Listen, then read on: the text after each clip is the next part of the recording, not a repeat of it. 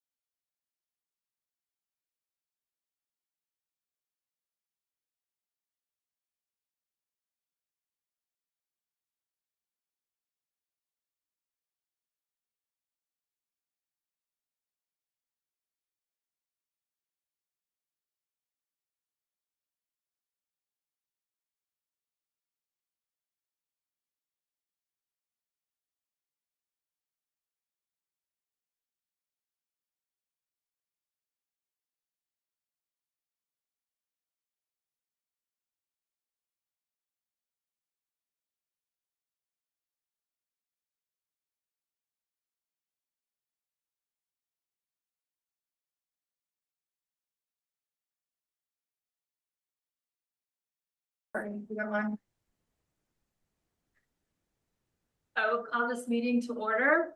Can we get a roll call, please? Yes, Chairperson Montague, Here. Mayor Clark, Here.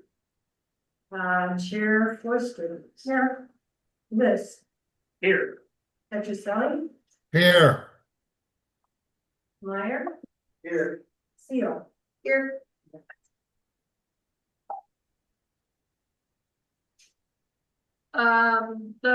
Let's see, we have a public hearing. Are you here for public comment?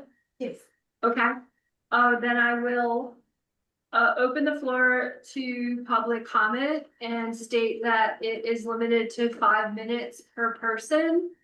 And it does not include a dialogue, so the commissioners will not be responding, but you're welcome to come up and tell us what you'd like to speak about. And if you just state your name and where you live, but we don't need a street number.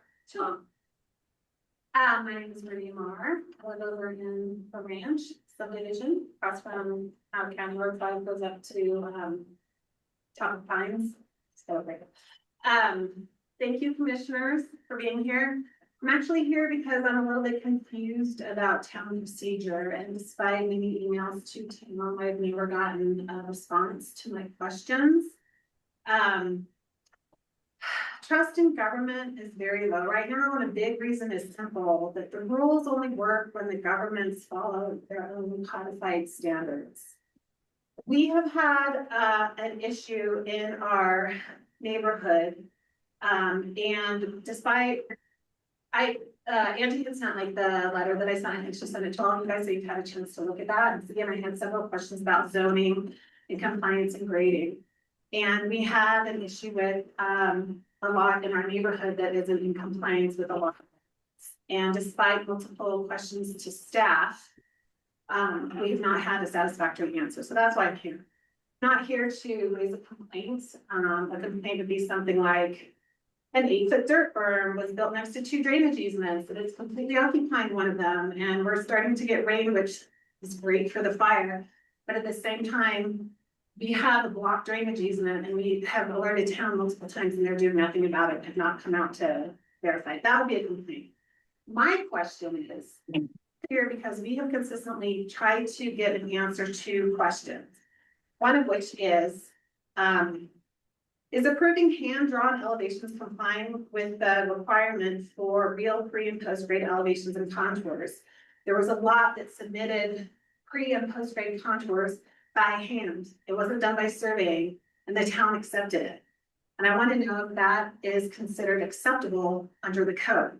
Because if it is, I think a lot of developers will want to know this, because it completely changes what is required.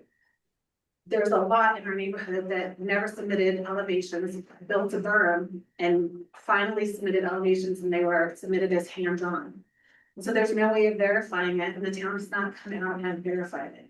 So we're just wondering if you as a town accept hand-drawn verification. So it'd be really easy for someone to go in after the fact, after they build their property, and come back and just make up elevations, submit it to town, and town accepts it. And that would create a whole host of issues. The second question is about hybrid zoning. And I was wondering if that's allowed. Staff has repeatedly told us in our neighborhood, which is zone GC zoning, that where the plat is silent, that the underlying GC zoning applies. However, staff has applied GC to landscaping, residential building code to driveways, and no standard at all to the grading on this property. So there's 3 separate zoning standards that have been applied, and none of it makes sense.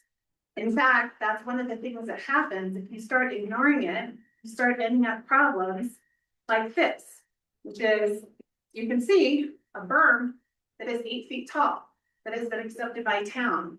This is the same height. If you guys remember, we were back here in October asking to put a fence up because this berm was blowing rocks into our property. Our fence is 8 feet high out here in the back. You guys asked us to limit it to 6 feet in the front, and we did. We put it up to 8 feet. As you can see, this berm is 8 feet tall. The code exists to prevent something like this from happening. This is unengineered fill that is sitting in an easement. And we've asked town what code applies to it, and they have not given us an answer.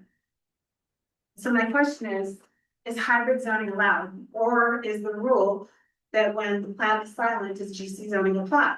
And if GC zoning applies, then you as town have adopted a grading requirement under Appendix J in the IBC, and that limits grading to 50%. And this is obviously not 50%. Finally, in response to that as well, the town has already adopted Appendix J for grading and public works standards for drainage. But when we have mentioned that there's wall-to-wall gravel driveway and a gravel apron, even though there's a concrete V channel, and public works requires a concrete apron if there's a concrete V channel, town has told us that they're applying residential building code to the driveway. And we said, hey, this gravel is migrating into the stormwater inlet and we're worried it's gonna cause blockage. If you guys, you may or may not know this, but 2 years ago, staff allowed the neighbor to put materials in the drainage easement during a stormwater event. It redirected water towards our ground level basement window. Nothing happened until I sent a video and then it was cleared out. Second time he was allowed to have sloughage in it last August, and I alerted the town and said, hey, this is happening again. And they said, okay, we'll just have them clean it out. We are worried with the rains coming the way they are, that we share this drainage easement with this person who put an 8-foot berm. We went through all the requirements, all the applications and everything to get our fence put up. And you guys reviewed it, and we appreciate the review to make sure that everything was in compliance with the code. However, all the steps that we went through, staff had denied it. We came to you guys. They had said you can't have a side yard fence. We came to you guys and you guys said, no, of course you can have a side yard fence. And these are, can you please just limit it to 6 foot in the front and 8 in the back? And we did that. However, there's an 8-foot berm there that has no rules applied to it whatsoever. It's not engineered, nothing's happening to it. It's sloughing into 2 drainage easements and nothing's happening about it. And we're petrified that something's gonna happen again and redivert stormwater to our grade level window. This is the only house in the entire subdivision that is not meeting grade. So finally, just wanna say, I hate to say it this way, but I feel like I have to because we have asked to be on the agenda twice now and been denied twice. And we want to bring it to town's attention that the rules are not being accepted. Town completely says that 718A allows it. Okay, I'll do one final point of clarification. Staff keeps saying that they have the right to interpret the code, but the very next section of the code says they have to apply it in accordance with what was adopted. And what was adopted are specific standards that things have to be met, and things are not being met. So I just want to let you guys know, you guys are formally on notice. The staff is not in compliance with adopted code. Any further approval or inaction will serve as concrete evidence of whether this commission intends to follow the law or ignore it. So these rules were adopted based on physics and engineering standards, slope limits, drainage protections, verified elevations, and adopted by town council, and they're not subject to arbitrary discretion and interpretation by staff. I'm sorry, but So that's my question for is 6 simple. minutes. Okay, my question is simple to you. Does the law matter or does it not? Because this affects people's property and damage. Thank you. And ignoring it means that you're accepting it, and accepting it will violate any protection that you have under the Governmental Immunity Act. Thank you. Is there any other public comment? Anyone on Zoom? I will close public comment. Next is public hearing. Application, Hyde subdivision, a re-subdivision of lots 1 through 4, of block 14, town of Ridgway. Location northeast corner of Hyde and South Charlotte, address 847 and 845 Hyde Street. Zone, historic residential, applicant Zach Young, owner Zach Young and Chipeta Sun Lodge, LLLP, care of Patsy Young and Jack Young. Thank you. The applicant is on Zoom, just pointing that out here. So this is a re-subdivision of lots 1 through 4, block 14, Ridgway. It is a public hearing, so the process is on the screen for you as a reminder. Planning Commission is going to make a recommendation to Town Council. The Town Council is the decision-making body. So you already went over the ownership, address. There's 2 addresses here because there's an existing duplex on the site. 845 and 847 Hyde Street. The current configuration is about 14,000 square feet. And the proposed configuration is for 2 lots. Lot 1 would be about 6,000 square feet and lot 2 would be about 8,000 square feet. Here is a breakdown of the division. So you can see the 1-story duplex is located on proposed lot 2. And lot 1 is vacant at this time. There's no additional development proposed with this application. So in the future land use map, this area is designated as town core neighborhoods. Duplexes, single family homes, things like that are things that are encouraged in town core neighborhoods. And then our zoning for the area is historic residential. This is showing you where that lies in town. This is the dimensional standards for the historic residential district. There are some details here that I would like to go over. So lot 1, proposed lot 1 is vacant. It meets the dimensional standard for square footage and minimum lot width. All of the other standards will be reviewed whenever a building permit gets pulled for that lot. Lot 2 also meets the minimum lot width and square footage standards. The existing duplex meets the front setback and the rear setback standards. There is a wooden stair on the back of the duplex that's serving as a secondary egress that does encroach. It's sort of like a little deck jut out. And the building footprint is 4.8 feet from the proposed lot line. So the building itself does meet the setback. Those stairs would need to be removed in order for this to get recorded. And there is a note on the plat that says so. The structure height meets our limitations. Is side on corner lot meets our standards.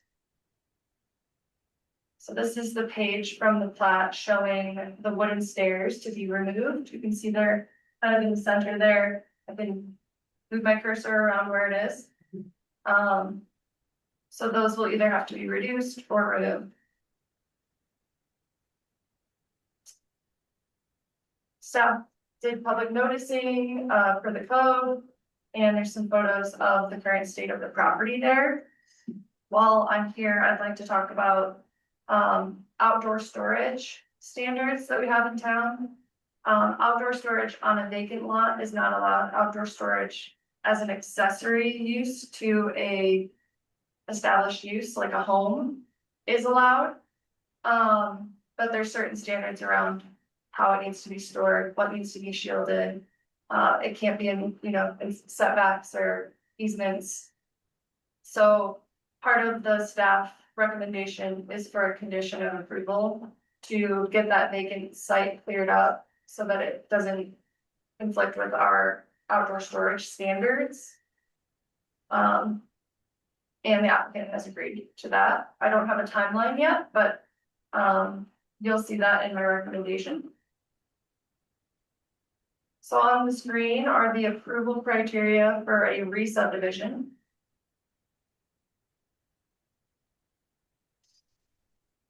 And the staff recommendation includes 3 conditions. So first is that, the remaining water and sewer tap fees and the excise tax needs to be paid for all lots.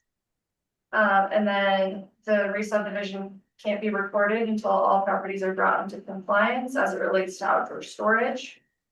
And finally, that no re-subdivision plat can be recorded until the encroachment issues are addressed with the removal or reduction of the staircase in the back of the duplex and placement of sheds outside the setbacks and easements. Alternatively, the planning commission can recommend denial, modify the conditions, or continue the item to a date certain. That concludes my presentation. Happy to answer any questions. Does commissioners have any questions for the town planner? Does the applicant want to speak to this? I just want to let you know that the clean out of the proposed lot 1 is already active. Jack and Patsy are clearing all of their history out of there. Thank you. Yep. Do the commissioners have any questions for the applicant? Well, I don't know. Bill, we need to turn on the mic. Oh, sorry. Thank you. Nope. No, Yeah. there it is. I actually have a question for staff. Sure. How many, storage, structures are allowed, on either? Very good question, Bill. Thank you. So our code does require that a site permit gets pulled for any like storage structures that are under our building permit threshold of 150 square feet. So that includes sheds and shipping containers and things like that. They are supposed to meet certain standards and not be set up in setbacks. Obviously, there's a lot of examples around town where that's not the case. But at this particular site, I think there's a couple of sheds. The rest is like trailers and things like that that can easily be moved. Kind of taking up space on that vacant lot. So that didn't really answer your question. Correct. Because Did not. because there's as long as they're meeting setbacks, lot coverage, distance between like habitable structures for fire safety purposes, and they get a site plan application submitted to us and approved, a site permit. So they would. There's not so the exactly a number. The applicant would have to apply for. To place any shed anywhere in town, just so everybody knows. Right. If Yeah. it's over 150 square feet, they actually require a building permit. So, Are you planning on taking out some grass and putting some sheds in? Oh, who, me or? No, sorry, Michelle's Bill. asking That was a Bill. joke. So Fucking Bill. I have a question for the applicant. So what is your plan for timeline and to meet these requirements? And do you plan on applying for permits for structures? As far as I will be the owner of the lot 2, which is the lot with the home on it. I don't intend to apply for any additional structures on my lot. As far as Jack and Patsy clearing that out, I know they got all of the trailers removed and they have a crew coming to continue to clear the rest of the materials, etc., out of that lot. I would assume that it would be done in the coming weeks. Is it possible to expect completion date? It's part of just a the- subdivision. There's no requirement to build it. We're just creating. No, not to build anything. It's part of the approval. They can't get the approval doesn't go So through. in terms They've of done doing that. stuff, Yeah, we won't, and Zach's very aware of this, we won't be recording a plat, even if it's approved by town council before that condition is met. And that goes for any condition. I was just trying to figure out if it's Timely, timely. Yeah. Thank you. That's the word. Sure. Thank you. sure. Basically, They can it's take in their all this from court them. to take as long as they want. I mean, actually, probably. I mean, if like we a get- year. If we get neighbor complaints or things like that, that would obviously create some timeline for them. Cause I've driven by it, well, I was there a few days ago. Sure, It does look awful. sure. Are there any other questions from? I will then open it to public comment.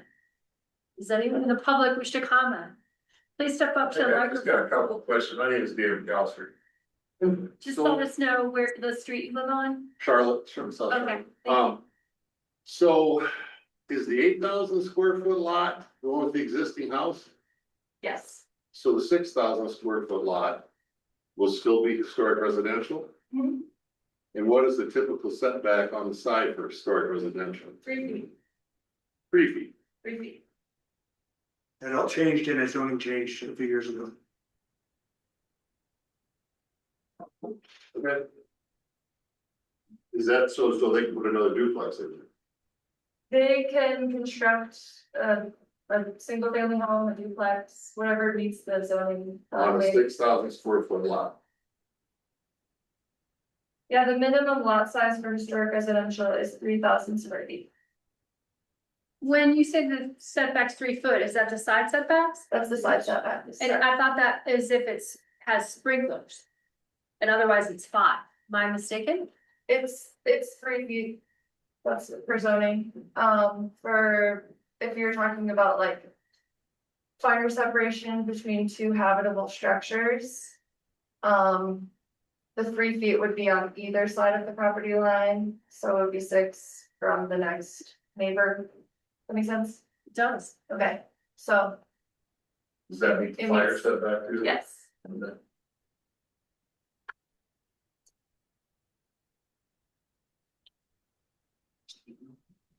What's that? Is there any more public comment?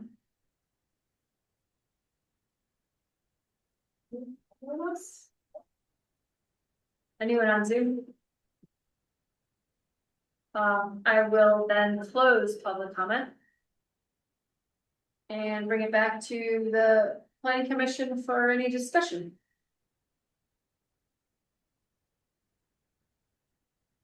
I would say this meets the intent of the master plan and recent zoning changes we just talked about. What we're trying to do is encourage more, relatively affordable housing. Obviously, this is going to be restricted, but basically based on the cost of land, the smaller the lot, the more affordable it could be to build a new home. So that's been our direction for a number of years. I think this meets that intent. Well, and I was gonna speak to that a little, but we were in public comment. That the idea, I believe, behind it was to have the density be in town. And then not have as much sprawl outside of town. So Anyone else?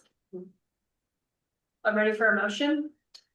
I move to recommend approval of the Hyde subdivision and re-subdivision of lots 1 through 4 of block 14, finding that the criteria set forth in 9C 7-5-T, plan J, plan 3, have been met with the following conditions. 1, prior to the town recording the re-subdivision plat in the Erie County Clerk and Recorder's Office, all signatures should be obtained, and remaining water and sewer tap fees and excise tax for all lots shall be paid. 2, no re-subdivision plat can be reported until all properties are brought into compliance as it relates to outdoor storage. 3, no re-subdivision plat can be reported until the encroachment issues are addressed with the removal or reduction of the stair in the back of the duplex and the placement of sheds outside of setbacks and easements. Permits may be required for these actions. I second. Jack, seconded it. Oh, I guess we'll need a roll call vote because Jack isn't here. Right, Chairperson Monaghan, Yay. Mayor Clark, Aye.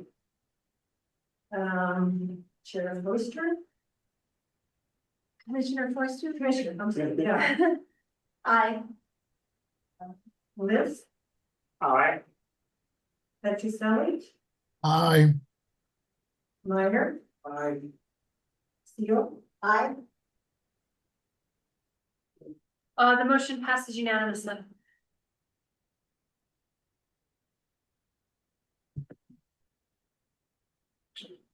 I need a motion for approval of the minutes for June 17th. So moved. Second. Motion by Bill, seconded by Pam. Hang on, Bill, and then, thank you. And we'll need a roll call again. So Chair Montague, Aye. Mayor Clark, Aye. Forster, Aye. Liz, Aye. Petroselli, Aye. Meyer, Aye. Seal, aye. Again, passes unanimously. Now we move on to other business. Are there any updates from staff? I have a couple. So first, I have a tentative joint work session date for you all. It's the same day as the next town council meeting, August 12th. I'm working with Preston and Points Consulting to come up with the actual time and all the discussion material, but Points Consulting will be here in person that week. And we're hoping to do a housing action plan joint work session with you all and town council. Probably right before the town council meeting, so maybe a 5:30 start. 30-40 minutes, something like that. So putting that on your radar, in case you can mark it on your calendars. So that be prior to the council meeting, Mm-hmm. sometime that afternoon. Sorry, Sometime that afternoon. She's the public eye. yeah, probably right before, Okay. like how you would do like an executive session, right Okay. before, or the workforce and affordable Start at housing. 5:30 and. Yeah, start at 6. Yeah. You're anticipating that being half hour? We had originally talked about 45 minutes, so we're gonna try to work with that, but we'll try to pare it down and make sure it's Good. as That's fine. concise as we can be without losing sight of the information that we want to get out of you and share. Sounds good. Great. And then I just wanted to do a very short recap. Last week we did some chapter 7 public outreach. Me and TJ and his wife, I'm gonna say other CPS team members were at the concert series. We were handing out these little cards. I put one in front of each of your stations. And it has a QR code to the project website, which will be updated throughout the process of the chapter 7 code updates. We also were at the farmers market. We did receive some feedback on several boards that we put up, trying to get people to think about what they like to see in historic downtown, so lots and blocks and alleys. And there was a couple of different voting exercises. I do have some of the materials here, if anyone feels like glancing at them. I didn't get all of TJ's pictures yet, so this is just the feedback from the farmers market. But we had people look at things like streetscape, sidewalks or no sidewalks, park space and historic buildings and things like that, and get their opinion. And this is just in historic residential, is that what you said? Just in the historic core of town, Okay. so like the PUDs that are sort of outside of that historic core are not what we were trying to get at with this particular feedback, but chapter 7 will affect the whole of town. So this was us trying to talk about that historic development pattern, which is what we were chatting about in the chapter 7 like overview. Trying to figure out what's important to people in the historic core specifically, so that we can dig into that development pattern, look at residential design standards, things like that. That's all I have. Can you read that up? Because we're Sure. gonna, I'll come. Yeah. Are there any updates from the planning commission members? Just a heads up, I'm on the Ridgway County Planning Commission. And we basically suspended all work until the fire is stable enough that county staff and people have time and brain space to get busy again. So right now, there's really just nothing, where everything's on hold. And everybody agrees, obviously. Smart. Can I bring up one other thing? Congratulations to Mayor Clark on your award. Thank you. Very wonderful. I'm super humbled by the way too. That's It's good. nice to be recognized. As I said at the event, we don't, those of us in public service don't do this because we want to get recognized, but it's always nice to get it. So, appreciate that. Thanks.